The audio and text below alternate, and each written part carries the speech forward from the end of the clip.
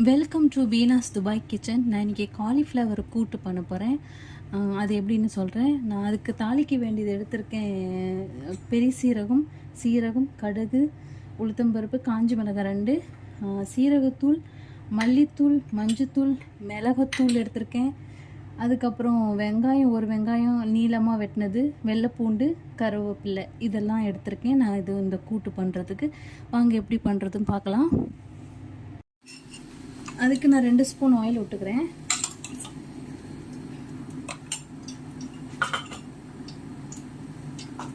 கடுகு, ஜீரகம், உளுத்தம்பருப்பு, காஞ்சி மிளகாலாம் போடுவோம்.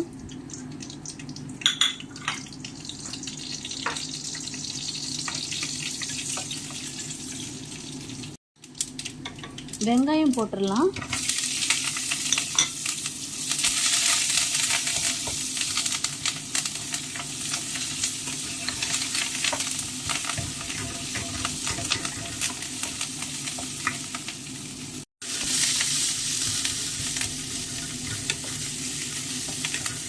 இது ரொம்பலாம் வதக்க வேண்டாங்க. அந்த காய் கூட சேர்ந்து அது வதங்கிரும். நம்ம காயை போட்டுருவோம்.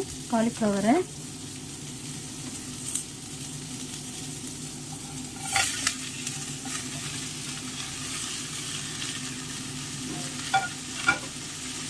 கழுவி சுத்தம் பண்ணி தான் வச்சுருக்கேன்.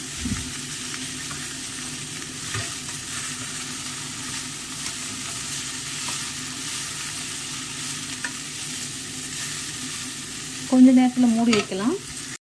நம்ம திறந்து பார்ப்போம்.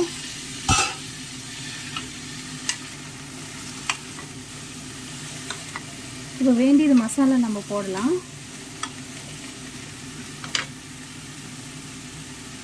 ஒரு 1/2 டீஸ்பூன் உப்பு எடுத்திருக்கேன். எல்லா மசாலையும் போடுறோம். மஞ்சத்தூள் போடலாம், மல்லித்தூள், சீரகத்தூள் போடலாம், மிளகுத்தூள் போடுவோம். இதோடு கொஞ்சம் நம்ம தண்ணி கலந்துக்கலாம் வேகட்டு.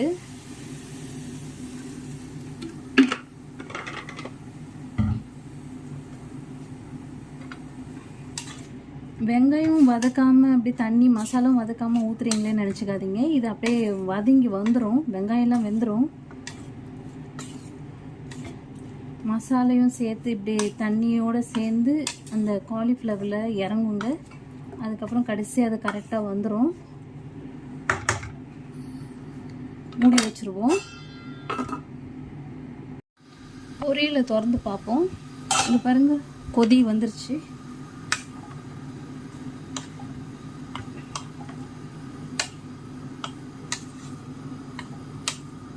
இது எண்ணெயிலலாம் ரொம்ப நேரம் வதக்கணுன்னா இதுக்கு நிறைய எண்ணெய் தேவைப்படுங்க. அதனால தான் நான் தண்ணியில் தான் வேக போடுறேன். நான் 2 ஸ்பூன் எண்ணெய் தான் போட்டிருக்கேன். இதே கரெக்டாக இருக்கும்.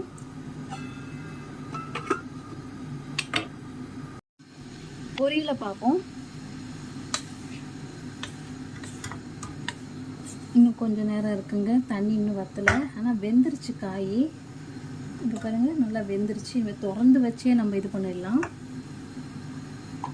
அதில் மல்லித்தலை போடுவோம். திறந்து வச்சே நம்ம வேக வச்சிடலாம். இனிமேல் ரொம்ப மூடி வச்சோன்னா குழஞ்சிரும். பொரியலை பார்ப்போம். நல்லா வதங்கிருச்சு. இது நம்ம ப்ரெட்டுக்கு சாப்பிட்லாம், சப்பாத்தி, ரொட்டி, மைதாவில் பண்ணுற ரொட்டியில் கூட சாப்பிடலாம். இது ரொம்ப சூப்பராக இருக்கும். தயிர் சாதம், பருப்பு சாதம், சாம்பார், சூப்பரான காலிஃப்ளவர் பொரியல் ரெடி ஆயிடுச்சுங்க. எண்ணெய் நான் 2 ஸ்பூன் தான் போடுறேன். காலிஃப்ளவர் ஒரு 1/2 கிலோ எடுத்திருக்கேன். அந்த காம்போடு சேர்த்து தான் நான் போட்டிருக்கேன். அது போட்டால் தான் டேஸ்ட்டாக இருக்கும். Thank you case. பார்த்ததுக்கு சப்ஸ்கிரைப் பண்ணுங்கள், லைக் பண்ணுங்கள், ஷேர் பண்ணுங்கள். தேங்க்யூ.